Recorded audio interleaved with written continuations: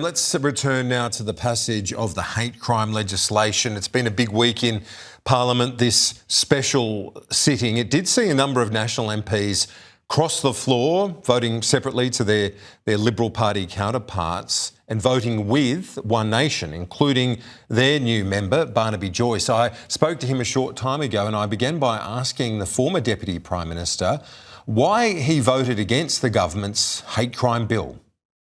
Because it's a euphemistic nomenclature for censorship. And what we were going to have is we have moved away from anti-Semitism, which could be clearly defined in a very succinct bill, and now we had a grab bag, a cornucopia of other issues for which ultimately we'll have censorship of you, where you, Kieran, and other people, especially online commentators, could be said, well, we deem that to be hate. Why? Because there was a piece of legislation passed in the ACT legislature, and now it's absorbed by, I think it was, I've got it here, because I tried to delete it from Schedule 1, Item 13, page 12. So let's be really clear what we're talking about, which says that now that's a federal legislation, and we are in a pen of legislation, which is most aggravated form, is up to 15 years in jail. I mean, who would vote for that? Who would vote for that garbage? Could you suggest a change yes, that would have made it more palatable to you? Any legislature, see, one of the problems I acknowledge is they bang this on, they just literally, the bill arrived for me whilst Parliament had already started. We had an omnibus bill, right? That's all together. They split the omnibus bill into two. The gun part was basically where it was, but the other part, the hate laws, which is actually censorship laws, there was massive changes in there. But they should have been read, and then you go through a process, Kieran, of omission. You say, I strike this section out, I strike that section out, I strike that section out.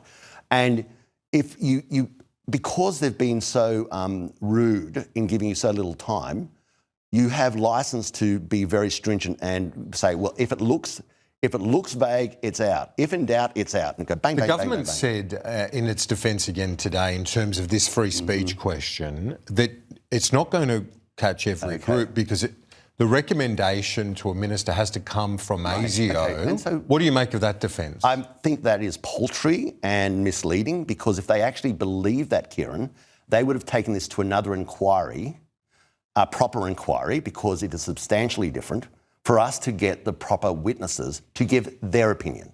That was a politician's opinion at a doorstop. Now, if I was assaulted, I'm not going to go to a politician to defend me in court. I'll actually get the proper person with the proper credentials to stand and be forensically asked questions, as you're supposed to do, so that I can be guided by a prudent opinion. Did you find it hard voting against a bill that will basically deal with Nazis and deal with Hizb ut-Tahrir and groups like that? But the trouble is, Kieran, it might deal with Hizb ut-Tahrir and Nazis, but it also deals with you.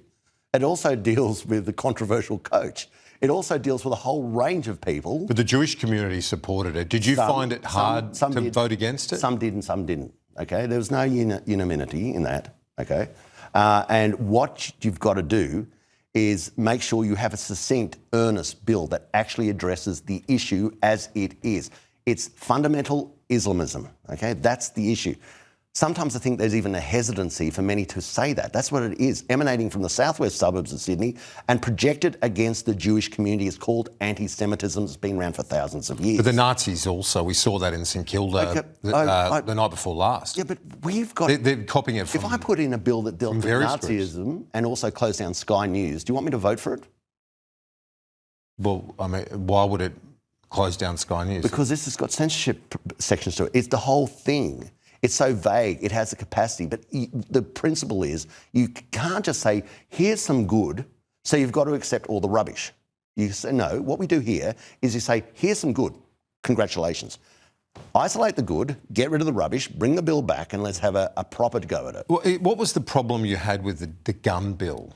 Okay, because farmers, your constituents, would still have rights to use guns where needed. Can I just rejoin on that too? During this hate speech bill, I did put up an amendment, and I saw Phil Thompson did the same thing, to ban the burning of the Australian flag, which everyone was very happy to vote down. So the authenticity of this is garbage. But the issue in regards to firearms, so we never murdered anybody, okay? We are law-abiding citizens in country areas. Recreational shooters, it's really important that people understand the culture in the country.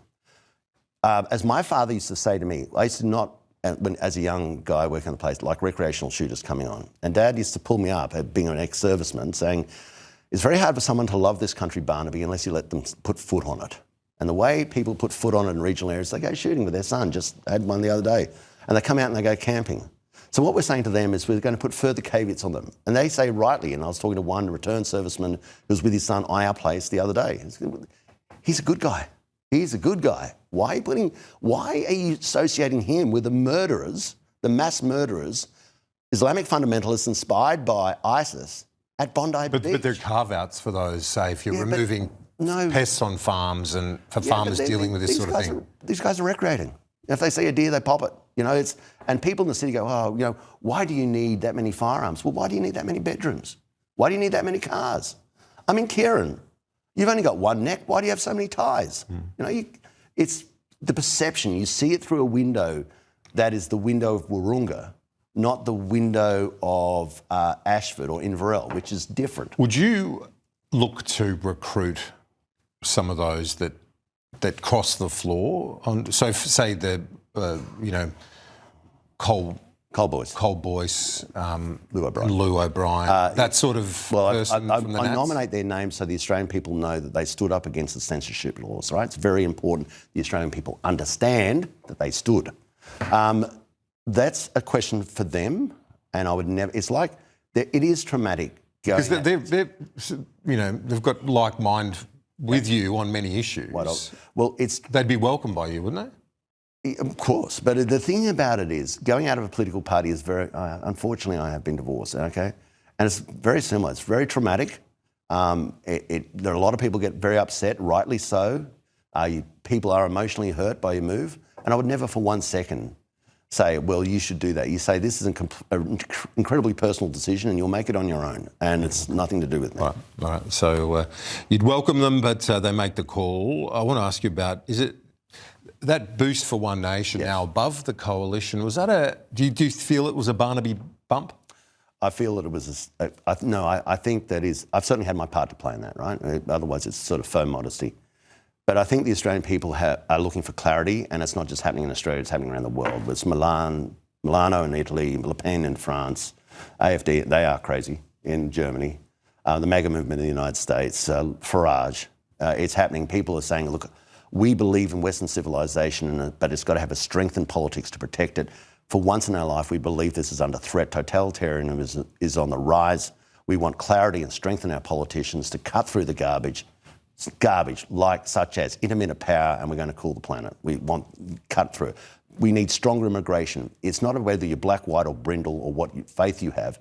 You have two choices. You're either a good Australian or a bad Australian. If you're a bad Australian, you're not coming in. It's not how we kick you out, is that you don't come in the first place. You just mentioned the AfD and said they're crazy.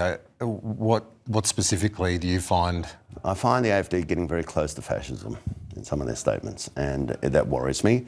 My grandfather fought against fascism. My father was in the services in the Second World War. There are a lot of people who died fighting fascism. I do not like it. Yeah. So there's a line there for you. Absolutely. That you're happy to defend 100%.